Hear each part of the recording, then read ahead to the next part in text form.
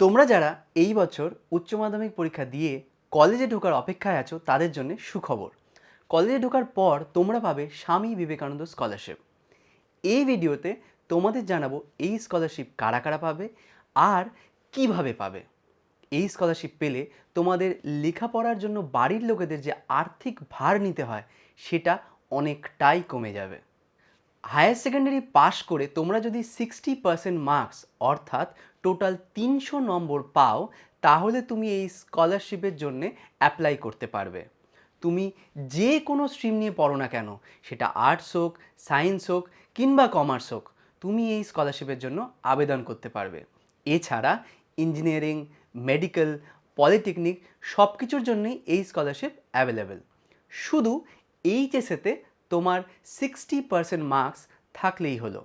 আর হ্যাঁ, nursing course যারা করছো তারাও এই স্কলারশিপ পেয়ে যাবে। এই ভিডিওটি অবশ্যই তোমার বন্ধুবান্ধবের মধ্যে শেয়ার করে দাও, যাতে তোমার বন্ধুবান্ধবরাও এই স্কলারশিপের সম্বন্ধে জানতে পারে।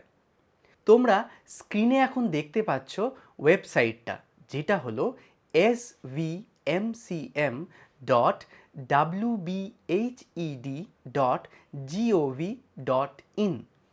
এতে ক্লিক করলেই তোমাদের সামনে স্বামী বিবেকানন্দ স্কলারশিপের পোর্টালটা খুলে যাবে। তোমরা গ্রিন কালারের রেজিস্ট্রেশন বাটনে ক্লিক করলেই দেখাবে টপার অর নন টপার, অর্থাৎ তুমি যদি এইচএসেতে 1 থেকে 10-এর মধ্যে থাকো তাহলে টপার, সেক্ষেত্রে তুমি অরেঞ্জ কালারে ক্লিক করবে, আর তা না হলে গ্রিন কালার অর্থাৎ নন টপারে ক্লিক করবে।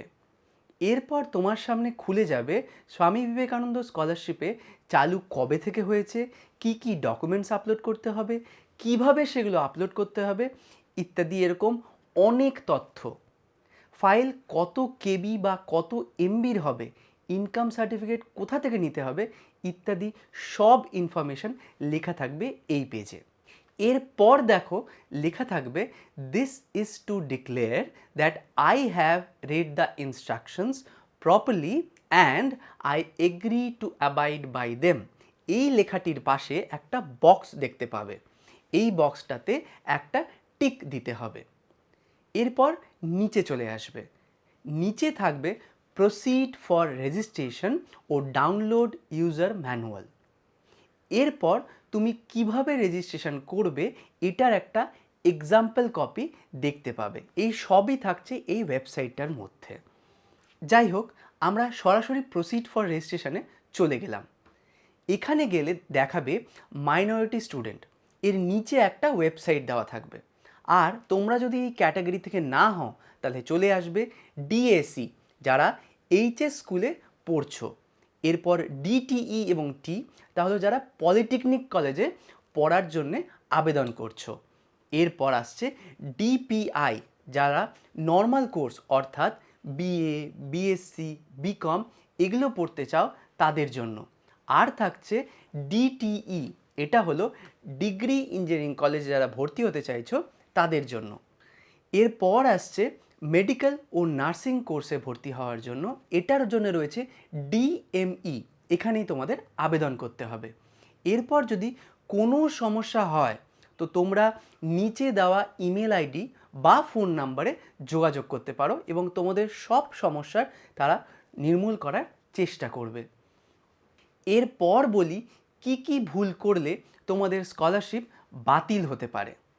এই স্কলারশিপের সঙ্গে অন্য কোনো সরকারি স্কলারশিপে একই সঙ্গে আবেদন করলে তোমাদের স্কলারশিপ বাতিল হতে পারে। মার্কশিট আপলোডের সময় এক সাইড নয়, বোথ সাইড আপলোড করতে হবে।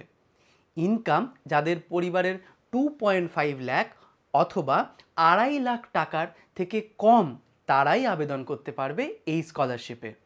এই ইনকাম সার্টিফিকেট, যেটা দিয়ে তোমাদের বোঝা যাবে যে ফ্যামিলি ইনকাম কত, সেটা আনতে হবে বিডিও, জয়েন্ট বিডিও বা ডিএম ইত্যাদি দপ্তর থেকে। ইনকাম সার্টিফিকেটটি একদম হাল সময়ের হতে হবে। তোমরা যারা আর্টস ক্যাটাগরিতে ভর্তি হতে চাও তারা পাবে 12,000 টাকা, আর অন্যান্য ক্যাটাগরিতে পাবে 18,000 টাকা।